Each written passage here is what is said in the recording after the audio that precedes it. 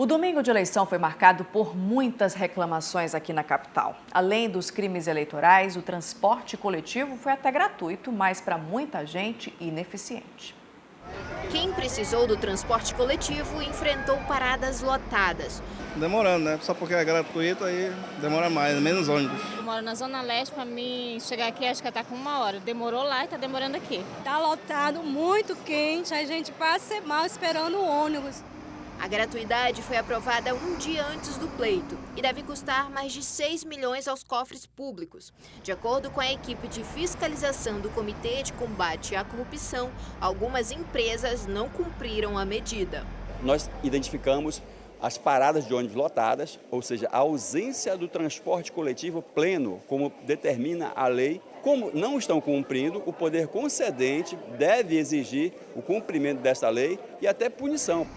Apesar disso, a SMTU garantiu que todas as frotas estavam circulando. Como fosse dia normal, a capacidade máxima, 1.249 ônibus para atender às demandas do pleito propriamente dito. E o que acontece? No T4 é final de linha, né? O motorista faz uma rota e tem um tempo, né, para ir no banheiro, né, tomar uma água e depois retornar. Então é isso que a população tem que entender como fosse dia normal. Outro problema foi a quantidade de santinhos que foram jogados nas ruas em todas as zonas da cidade. No ano passado não tinha tanto como hoje. Está bastante, está espalhado todo canto. Está espalhado e as pessoas vão juntando e pegam, vou votar na Nigéria. Aí jogo de novo. De acordo com o presidente do TRE, a prática é crime eleitoral e 76 candidatos devem ser punidos e pode gerar multa ou até prisão. Isso é um compromisso que o Tribunal Regional Eleitoral está assumindo com a população do nosso estado, com o eleitor do nosso estado, que essas pessoas serão severamente punidas. Serão punidas por crime eleitoral, serão punidas por infração ambiental e serão punidas também por infração ao Código de Postura.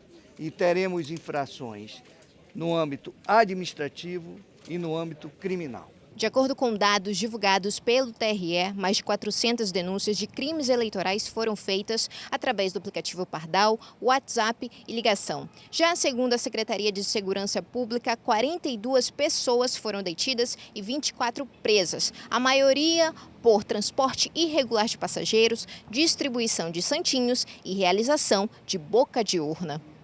Em relação às urnas, o TRE considerou o pleito tranquilo. Das 7.017 que foram utilizadas no estado, apenas 42 foram substituídas. As que foram para o interior permanecem nos municípios para o segundo turno. Elas já ficarão lá no local de votação. Nós daqui da nossa central de tecnologia, nós iremos habilitar os 2 candidatos a governo e os 2 candidatos para presidente que estão mais bem colocados para o segundo turno. E pouco mais de 13 mil pessoas foram às urnas no município de Manacapuru. Os eleitores também enfrentaram longas esperas nas filas e muitos santinhos jogados nas ruas. As filas foram grandes em Manacapuru, mas as dificuldades para votar não impediram este aposentado de atravessar o Rio Solimões para registrar o voto. Eu voto e faço questão de não votar nulo de maneira nenhuma, porque é o direito da gente votar, né? Dos 66 mil eleitores aptos ao voto em Manacapuru, aproximadamente 13 mil deixaram de ir votar, o que representa cerca de 20% de abstenção nesse pleito. A espera foi a maior reclamação. Em algumas sessões, eleitores esperaram até 4 horas para registrar o voto. Felizmente, demora muito, né, em termos de a espera está muito grande. Já estou com mais de 1 hora na fila, mas mesmo assim feliz em poder confirmar, poder votar. Muitos santinhos jogados nas ruas e foram registrados 2 detenções por crime eleitoral. Mesmo assim, a Justiça Eleitoral avaliou como positiva a eleição no município.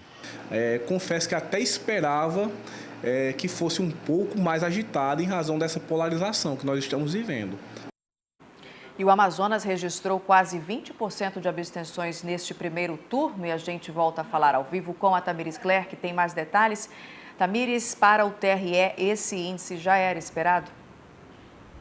Sim, Nayandra, já era esperado, dentro da normalidade, mas o TRE ressaltou que esse número foi abaixo do que aconteceu das últimas eleições. Mas, como você disse, quase 20% dos eleitores amazonenses não foram às urnas. Para ser mais exata, 19,35%, o que equivale a mais ou menos 470 mil eleitores. Agora, é importante dizer que nesse número não está nem incluído aqueles eleitores que votaram branco e nulo.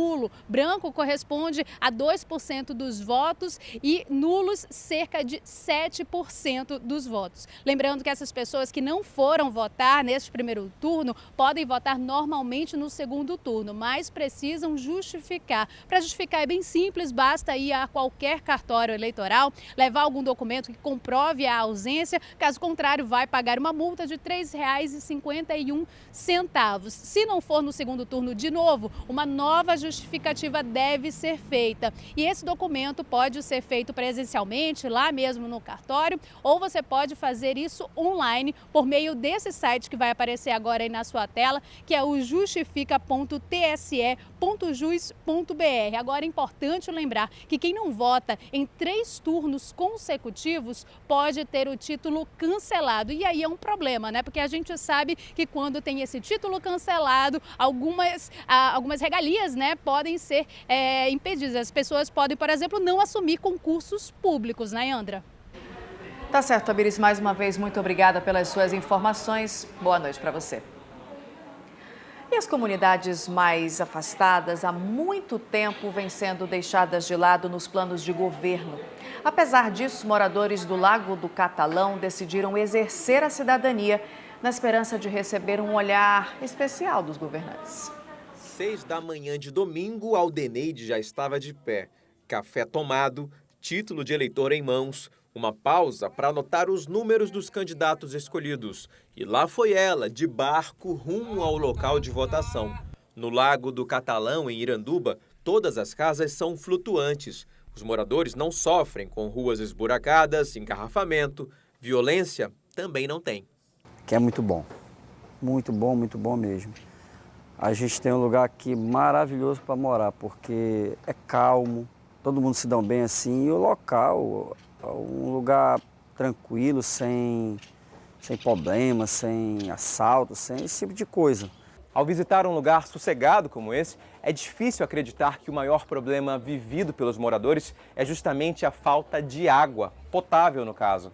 Criar políticas de saneamento e de abastecimento para essa comunidade deve ser uma contrapartida de quem receber o voto e a confiança dessas famílias.